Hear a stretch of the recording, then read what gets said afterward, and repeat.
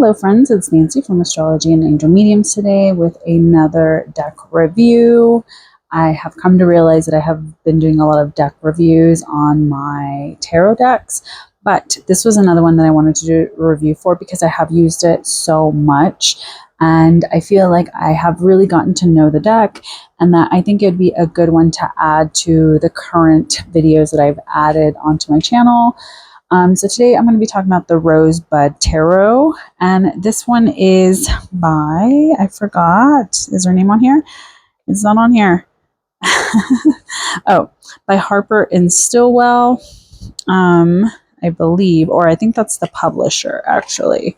Give me one second. Let's go look. I think the actual deck is by, or actually it says it's published by Wiser Books, and I forgot who actually created this deck.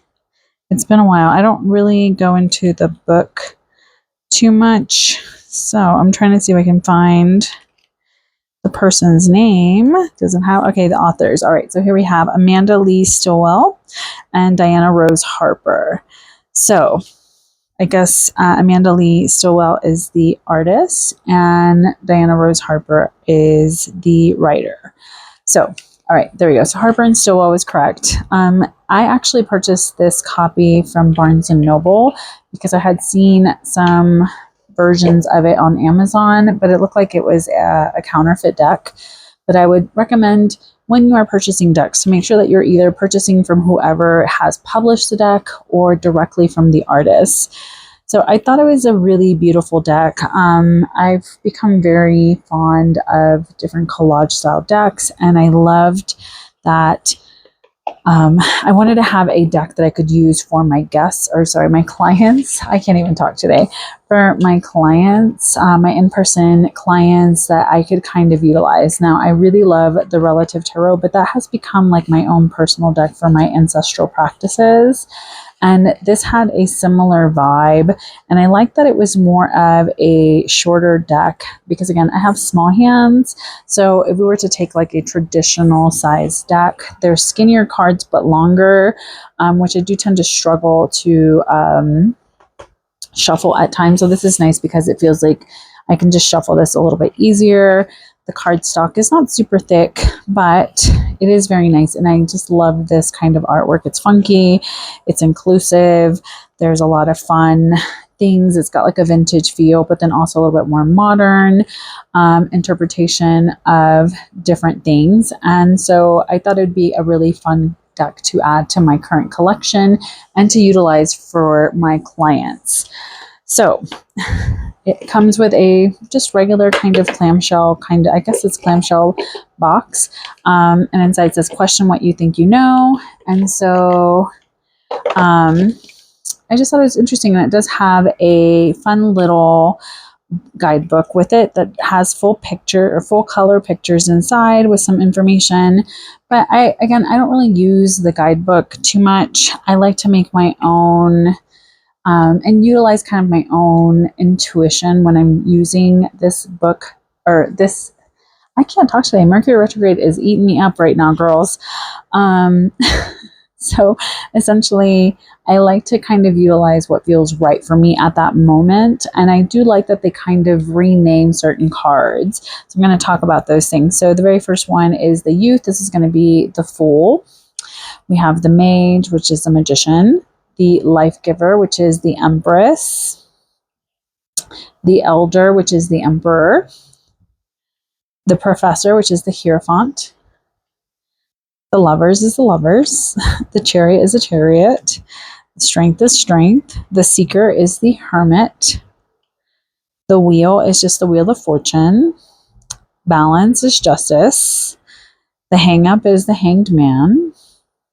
Death is Death. Alchemy is Temperance. The Devil is the Devil. The Tower is the Tower. The Star is the Star. The Moon is the Moon. The Sun is the Sun. Emergence is Judgment. And the World is the World. So, and they did kind of rename the suits by their element. So in this, we will talk about, water is going to be cups, fire is wands, air is swords, and earth is pentacles. So And while some decks will have like a lot of information on the minor arcana, it doesn't really do that. And then this one also renamed the court cards. So curiosity is going to be the pages, and the velocity is going to be the knights.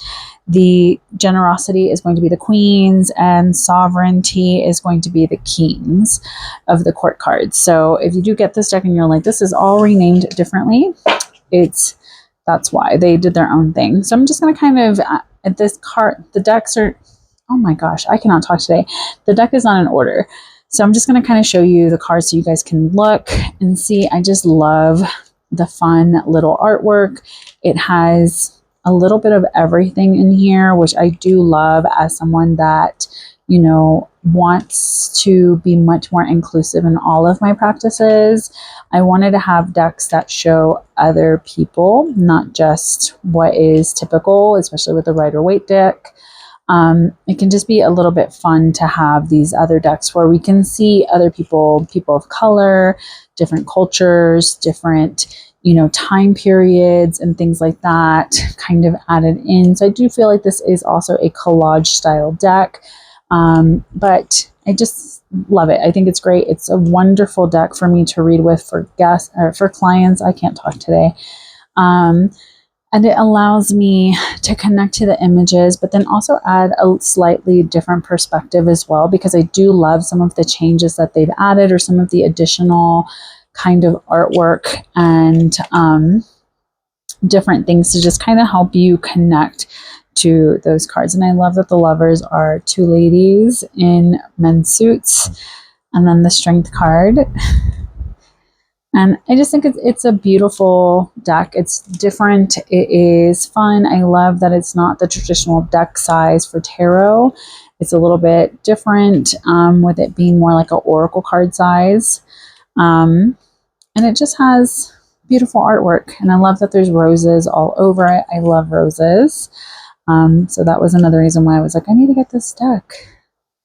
The other reason why I have felt very connected to using this deck, especially with my clients, is I feel like it is such a just like straight up, straight to the point sort of deck. It just, there's not a lot of fluff with it. And I do really appreciate that, especially when someone has a very direct question or just needs to just hear some truth. It is great at doing that. There's not a lot of fluffy messages that kind of come from this deck, which I do greatly appreciate, because sometimes we need that, right? We need, oh my gosh, I'm going to keep turning this around and around and around. And there's a professor.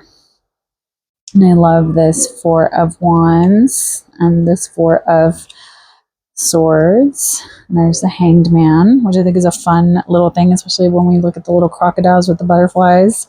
The Tower is also fun. I just love how they incorporated all of the symbolism that we are used to seeing in a Rider-Waite Smith deck into this deck, and then still keeping the artwork and the imagery very fresh. And it's just fun. Like, look at this. A Page of Cups. Losing your head, right?